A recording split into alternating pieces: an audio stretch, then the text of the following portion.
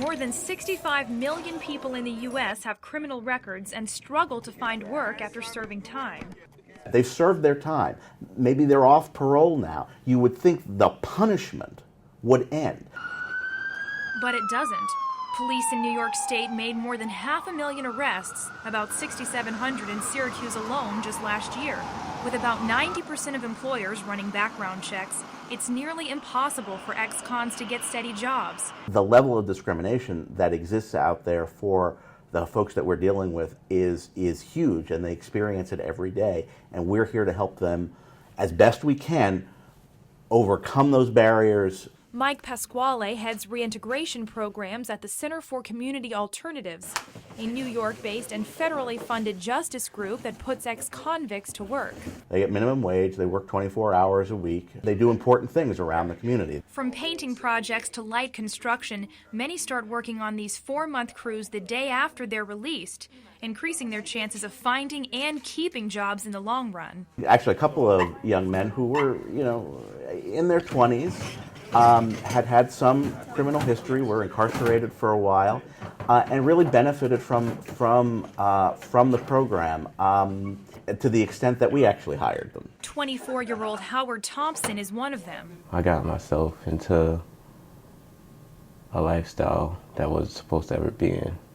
Howard spent 8 months at the county prison at Jamesville on burglary charges after breaking into homes. When he was released from Jamesville, this was the first place he came. And I think when the old adage, actions speak louder than words. I mean, he was here within like an hour of being released. You got all that paint off the floor? Now he's the supervisor for a Syracuse Housing Authority crew that paints and renovates apartments in the city. Some of them go around, pick up dressers, tables, chairs, beds, whatever's left over in an apartment for people that haven't fully moved out their stuff.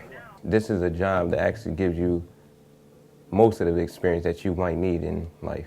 47% of CCA participants get non-subsidized jobs, some at Burn Dairy, Tops, and Price Right. But most ex-cons end up working part-time jobs for less than minimum wage.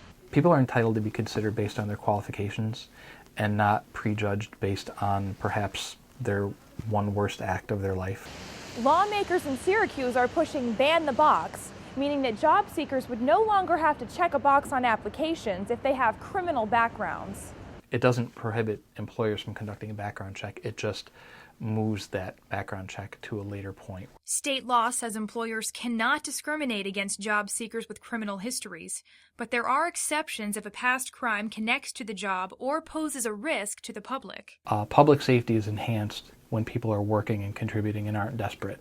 And that's what Howard is doing. He said he was afraid to leave prison for a lack of security, but because of reentry programs like those offered at CCA, Howard and others like him can have a life after prison. In Syracuse, Elizabeth Beeson, NCC News.